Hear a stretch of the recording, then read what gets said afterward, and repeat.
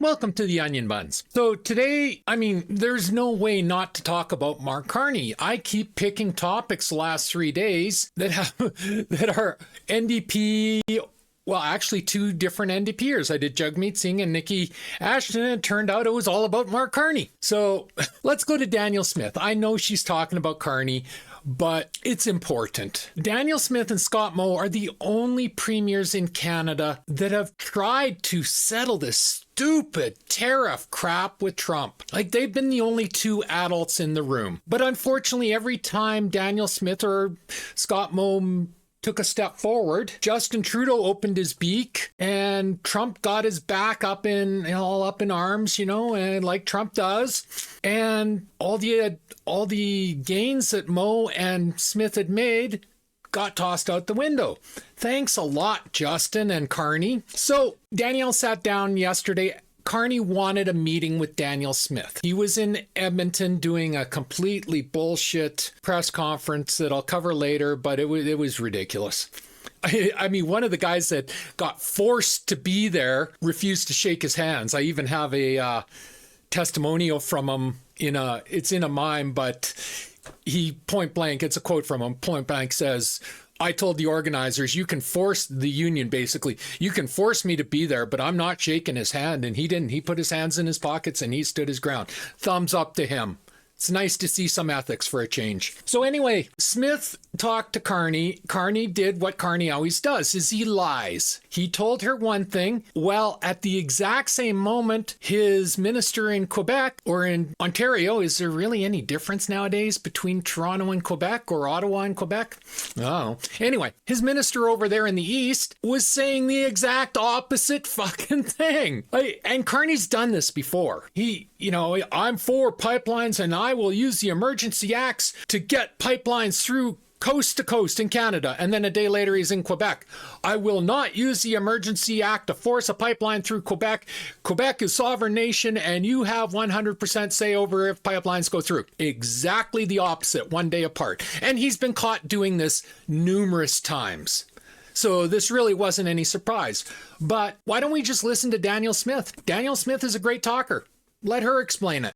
On an event that happened yesterday as it relates to my meeting with Prime Minister Mark Carney and the comments of his new Environment Minister, Terry Duguid.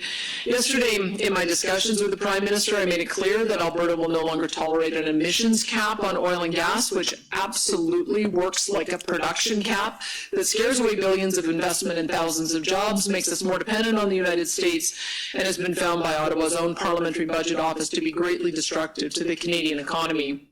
He both told me what she's talking about, and I'll put up the picture talking about it, but the production cap, which is an emissions cap, the Liberals seem to think if they change the name on something, it stops being what it is. It's an emissions cap. Will cost Canada $20 billion in GDP, will cost Alberta 54,000 oil field jobs. Now, this is on top of the 160,000 oil field jobs that Carney and Justin got rid of already. So now they're over 200,000 upper middle class jobs gone. How can this, it pisses me off. How can this guy get up in front of people and say he cares about jobs and he wants Canada to grow when all he does is destroy jobs? It's mind-boggling. And it's even more mind-boggling that anyone believes him. I don't know. I don't get it. Anyway, so that's what that's about. In the meeting, and then later in his press conference with the media that same day, that he wasn't in favor of hard caps like that. He said he was interested in results and getting projects like pipelines in the ground. And that's good because you can't fill new pipelines and cap oil production at the same time. So the Prime Minister's words sounded kind of nice yesterday until I looked at my phone right after the meeting with him and found out that his new Environment Minister had just told media on the other side of the country that the federal Liberals would be keeping the emissions cap in place. Carney has since come out stating that the emissions cap is in place. So he flat out lied to her and he flat out lied to Edmonton. There's no other way it's not spinning. That is fact. F-A-C-T. Fact. I know lefties don't like the F word. It's got a lot to do with the other F word. They're both 4-letter words, but it is fact. He lied. He lies every single day. And this has been the same story for the last 10 years. The Liberals come to Alberta, they smile for the cameras, they tell everyone how much they're going to work with Alberta and support the energy sector.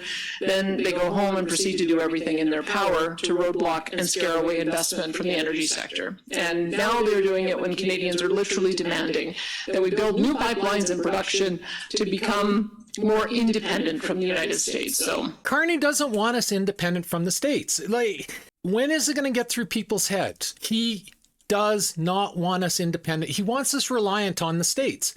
When Donald Trump told him to move businesses and jobs to the States, 6 days after Donald Trump was elected, that's exactly what Mark Carney did. He closed up the Brookfield Asset Management Company and he moved it to New York. Now, he will tell you Brookfield still has an office here in Toronto. Yeah, it's got a few, maybe a dozen managers, but all the rank and file jobs that he will never talk about, that went to New York. They left Toronto and they went to New York. He lied. This is what Mark Carney does. He lies. And it's so frustrating that the mainstream media will not call him on it. We all see it, but the mainstream media will not call it on. You know, these polls, and I don't believe the polls, you just have to do the eye test and you can see that he does not have the support the polls are saying. But these polls keep breaking it down, saying elderly people are going to vote for him.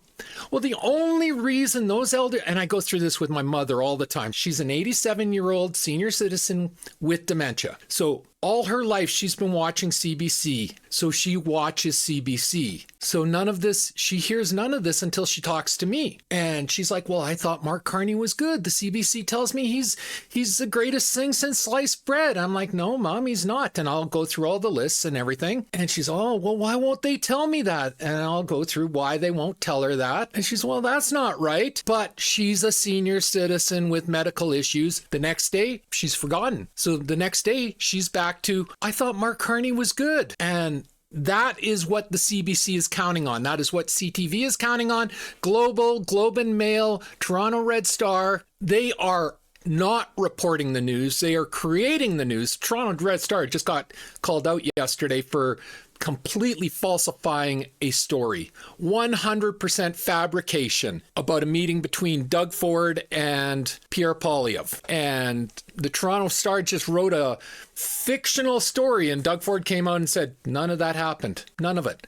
Poilievre came out and said, none of that happened. None of it. Toronto Red Star has yet to write a retraction. That's your mainstream media. So anyway, let's see what else Daniel has to say. We're just asking the question of the Prime Minister, is he prepared to lift this destructive and unconstitutional production cap or not? Albertans and Canadians do want the answer before they go to the polls and not after. In fact, we'd like to have the answer today. And I hope that we know whether or not it's the Prime Minister's message or the Environment Minister's message. I know there are many members of the media who wanted me to address that off the top, so I wanted to do that. So there you go. You heard it straight from Danielle Smith. But you don't even have to take her word for it.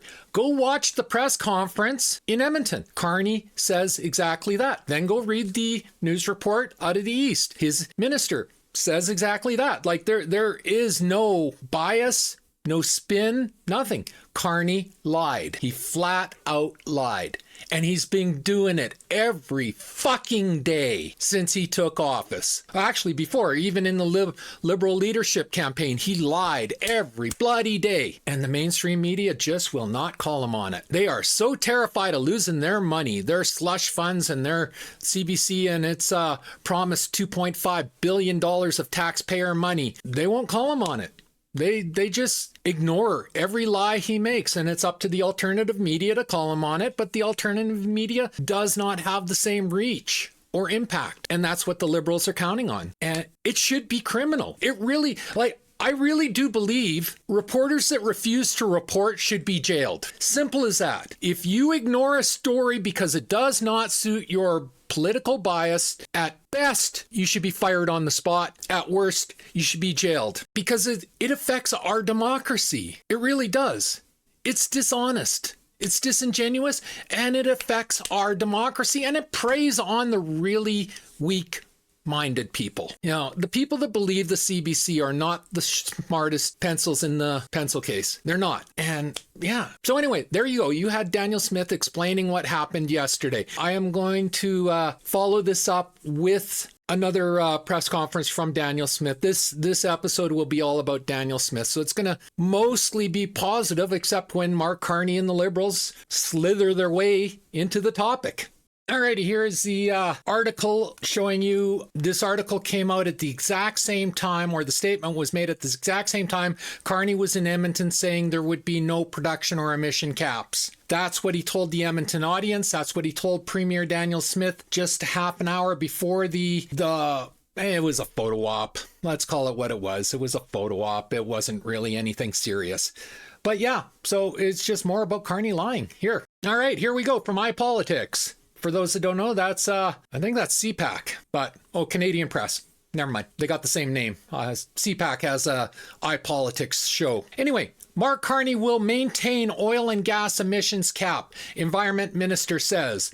The Liberals introduced draft regulations back in November that required producers to cut emissions by 1/3 over the next 8 years. This was published March 20th, 2025 at 2:21 p.m. So that was yesterday. Environment Minister Terry Duguid said Mark Carney's government will maintain cap on oil and gas production emissions. In an interview with the Canadian Press, Duguid says Canada wants energy but not the pollution that comes with its production. The Liberals introduced draft regulations back in November that require producers to cut emissions by about 1/3 over the next 8 years. Cutting emissions that harshly on an industry that already is the most ethical energy production in the world will kill the industry. Simple as that. And it will kill Canada because Canada gets national GDP comes from Alberta oil and gas. So you kill that industry, you lose. Well, we're already running massive record level deficits. How can we cut out 1/3 of our entire economy? It'll kill it. We will go into a depression that we will not recover from. But yeah, the sooner people realize what they're buying into with Mark Carney, the better. Because he's not telling you the truth. When he gets in the camera, he's lying to you every single time. So yeah, there you have it. You saw it for yourself, plain as day. Again, no spin, no bias, no manipulation, just the facts. And if every voter in Canada went on the facts, Mark Carney wouldn't even have 1% support. So that's on the people voting for him or supporting him. If you dislike Canada that much that you want to see it destroyed, vote for Mark Carney. It's as simple as that. So I said this was going to be about Danielle Smith, but I just found the clip of Carney promising pipelines in Edmonton. So you don't need to look it up. Here's exactly what Danielle Smith was talking about. You met with Premier Smith. She's advocating for the private sector to build pipelines across Canada. What I want to know is, you've said you're open to this kind of development, but can you make a commitment to Canadians and to Albertans that you will fight to get pipelines built? Before he answers, right here, Amarjeet Sohi, he's going to be running for the Liberals. He is the most disliked Edmonton mayor in my memory. Again, I'm 59 years old. He came in and he has absolutely punished our city. It is horrible. He did tax raise after tax raise after tax raise after tax raise, and the only person that benefited was him and city council, that they gave themselves raises every year. That's it. Everyone else lost services, it's been a disaster. I am so happy he's running for the Liberals because that means he's no longer going to be our mayor. Edmonton needs a break from this. Now, Edmonton's so screwed up politically that doesn't mean we're going to get a better mayor, sadly, because we got way too many radical extremist alt-left lunatics in this city nowadays. I don't know what happened to this city. I left in the late 90s. It wasn't like this. I came back now and it's lefties everywhere. But on the upside, he's gone. He's running for the Liberals. Sadly, I'm not in his section of town where I can vote for the Conservative. But hopefully the Conservative that beat him 4 years ago will beat him again, because this guy is a frickin' nightmare. All right, back to Carney lying. Yeah. That you will fight in the way that the industry wants, getting rid of the West Coast tanker ban, reforming C-69? Will you commit to those things? Yeah, Dave, thank you for the question, David. Look, and I had a meeting with the Premier this morning. I'll be with all the Premiers tomorrow for the First Minister's meeting. Let me tell you part of the focus of that meeting, because it goes directly to your question. It's about getting things done. It's about getting, yes, pipelines built across this country so that we can displace imports of foreign oil.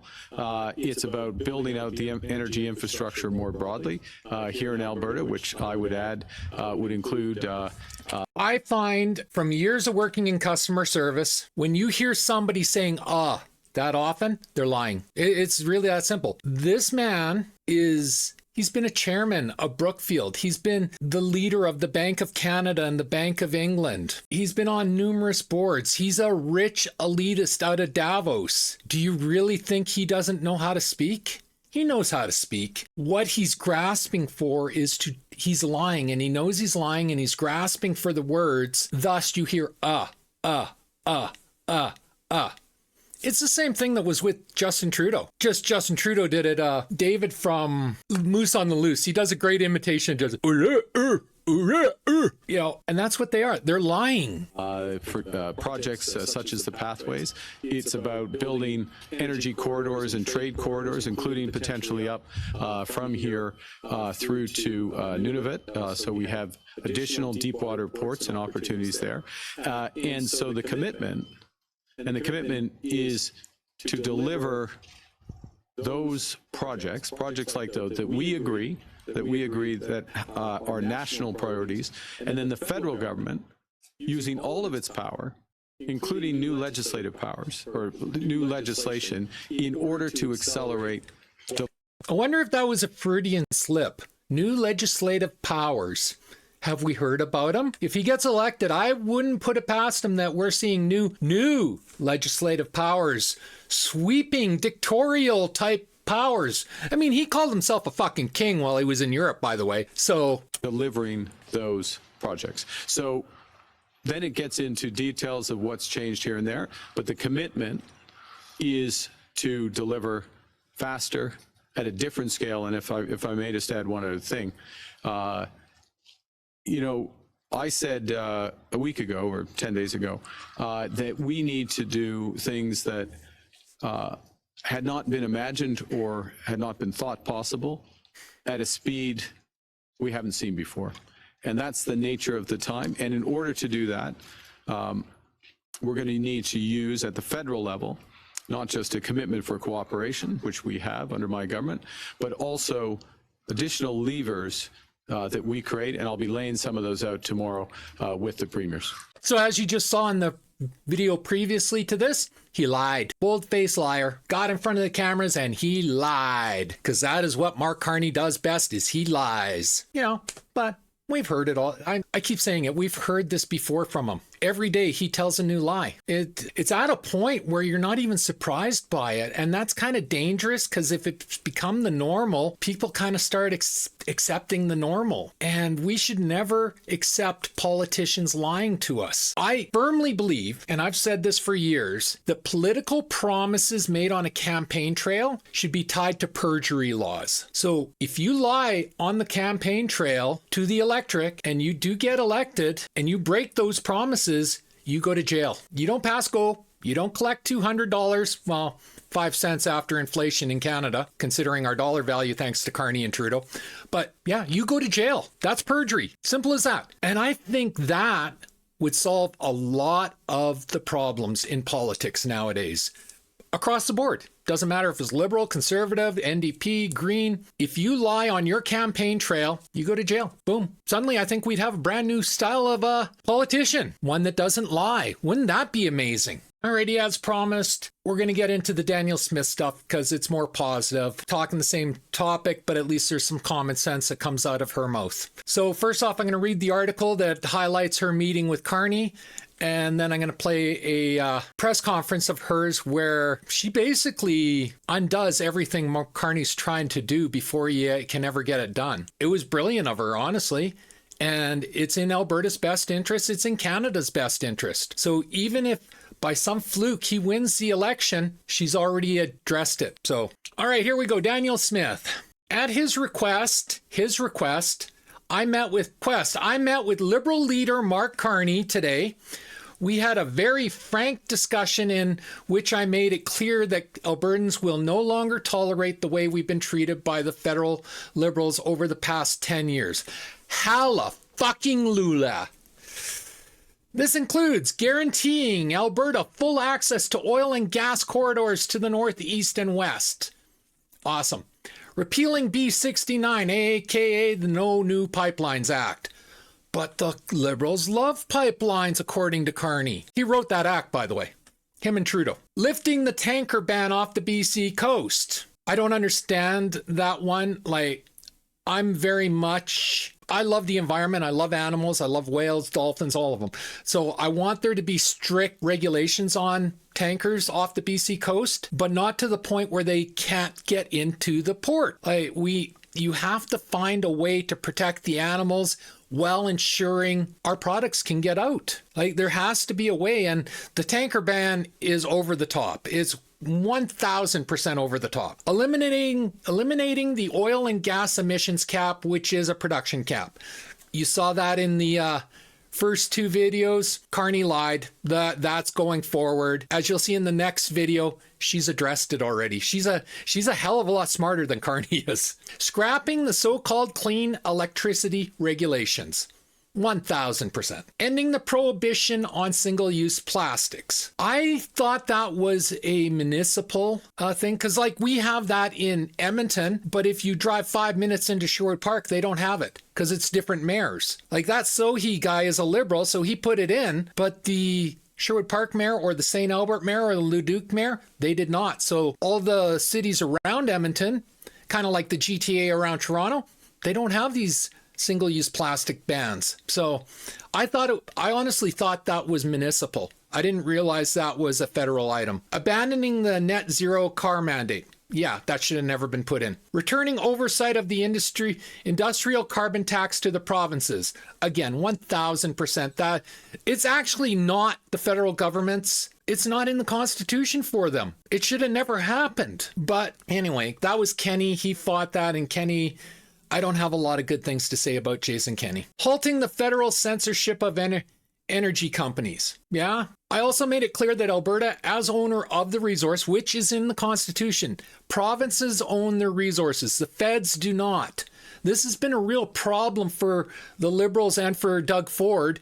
They keep trying to lump in Alberta oil and gas and Saskatchewan potash and uranium into their overarching Team Canada, which doesn't exist, philosophy, and they have no legal right to do it. So it's meaningless rhetoric from them. Restriction of Alberta's gas and oil to the United States, and that our province is no longer agreeable to subsidizing other large provinces who are fully capable of funding themselves. Thank you! Finally! Unfortunately, she doesn't have the legal right on that one, but I'm just happy to hear somebody in power saying it. Lastly, I made it clear that federal mismanagement of Jasper and Banff National Parks resulted in last year's tragic wildfire in Jasper and is endangering Banff, and the situation this has all been proven.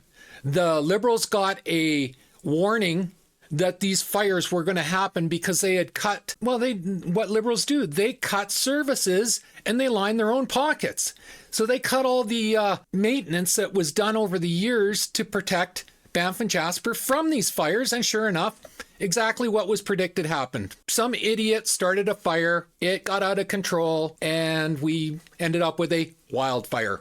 How arson is wildfire, I will never understand, but it was the condition of the trees because of the Liberals cut all the services to maintain the trees. That's what happened. With the federal election about to be called, I encourage all Albertans to get involved in what is likely one of the most pivotal and important elections in our nation's history, and to support the party and candidates that have consistently advocated for freeing Alberta from federal overreach and the repeated economic attacks our province has faced from Ottawa over the past 10 years. This is why I like her. She speaks the truth. All right, so here we go. Here is Danielle Smith's press conference, or a portion of it anyway, that talks about defending Alberta's critical infrastructure. Everything she says here is 100% factual and legally within her rights. We're announcing that government will introduce amendments to the Critical Infrastructure Defence Act to protect essential infrastructure, which in turn protects Alberta's economy and its people. Some amendments are focused on the southern border. Earlier this year, we created a 2-kilometer deep zone in Alberta side of the Canada-US border and deployed the interdiction patrol team to secure it. Now we're moving that zone into the Critical Infrastructure Defence Act, so the definition of essential infrastructure is listed in one place. Alone, this would be just a bit of legislative housekeeping, but the amendments don't stop there. They also designate oil and gas production sites and facilities where emissions data and records are held as essential infrastructure. 100% legal on her part. There is not a damn thing Carney can do about it. Alberta, the oil and gas in Alberta is Alberta's. It's not Canada's oil and gas. It's Alberta's oil and gas. Therefore, the data and the records are Alberta's data and records pertaining to the oil and gas. It's that simple, people. So if Carney can't get the data records, how can he put a production cap on if he doesn't know what the emissions are? This amendment to the Critical Infrastructure Defence Act provides an extra tool to safeguard essential infrastructure from interference, and that includes interference from Ottawa. I would certainly hope that the new Prime Minister has taken the time to read our Constitution, and I would direct him to pay specific attention to Section 92A, which gives the province, not the federal government, the exclusive jurisdiction over non-renewable natural resource development. Alberta will continue in its pursuit of doubling our oil and gas production to meet the growing global demand for energy. And we will not let Ottawa stand in our way. We will not tolerate the continuous unconstitutional overreaches made by the federal Liberal government. Measures like the emissions cap, the net zero electricity regs, the net zero electric vehicle mandate, and the energy industry advertising ban must be stopped now. And make no mistake, Alberta will do whatever it takes to shield our economy from the Liberals' growth-killing lunacy.